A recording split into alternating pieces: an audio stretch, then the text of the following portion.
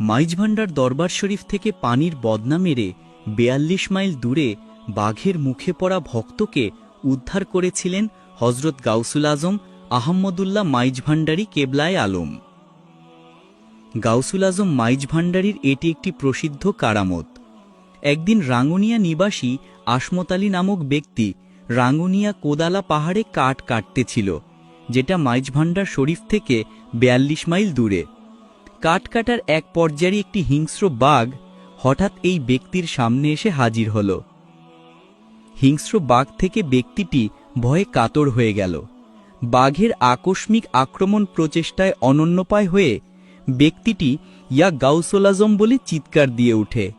আর ওইদিকে মাইজভান্ডার শরীফে হজরত শাহ সুফি মাওলানা সৈয়দ আহমদুল্লাহ মাইজভান্ডারী অজু করছেন আর আধ্যাত্ম প্রভাবে এই ঘটনা প্রত্যক্ষ করতেছেন।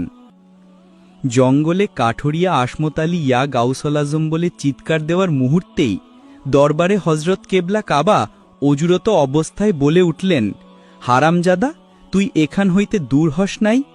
এই বলে তাহার হাতের অজুর পানির বদনাটা জোরে পুকুরে নিক্ষেপ করলেন। হজরত কেবলার নিক্ষেপকৃত এই বদনাই আকস্মাৎ শূন্য হতে এসে বাঘের মুখের উপর পতিত হয়।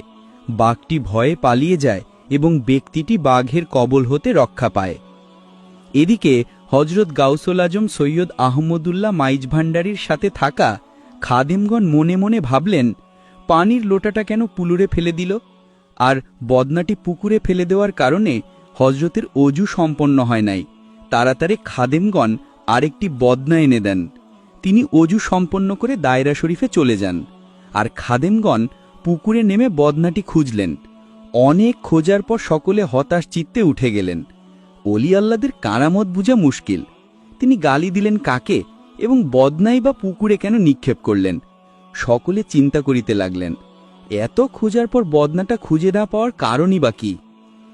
এই ঘটনার ২ দিন পর রাঙ্গুনিয়া নিবাসী আসমত আলী হজরতের জনৈক ভক্ত কিছু নাস্তা ও হজরতের পুকুরে নিক্ষেপ করা বদনাটি লইয়া দরবার শরীফে হাজির হলেন। তিনি হজরতের খেদমতে এসে বদনা ও নাস্তাগুলির সামনে রাখলেন এবং কদমবচি করে অনেকক্ষণ যাবৎ হজরতের কাছে দাঁড়াইয়া কাঁদতে লাগলেন। পরে বাহিরে আসলে সবাই তাকে বদনাটি কোথায় পাইলেন জানতে চান। তিনি সবাইকে পুরো ঘটনাটি খুলে বলেন। আরও বলেন, আমার প্রাণ রক্ষা হওয়ার পর বদনাটি হাতে লইয়া দেখলাম এটা হজরতের বদনা। এই বদনা আমি হজরতকে ব্যবহার করিতে আমি দেখেছি। আমাকে হজরত অসীম দয়া করে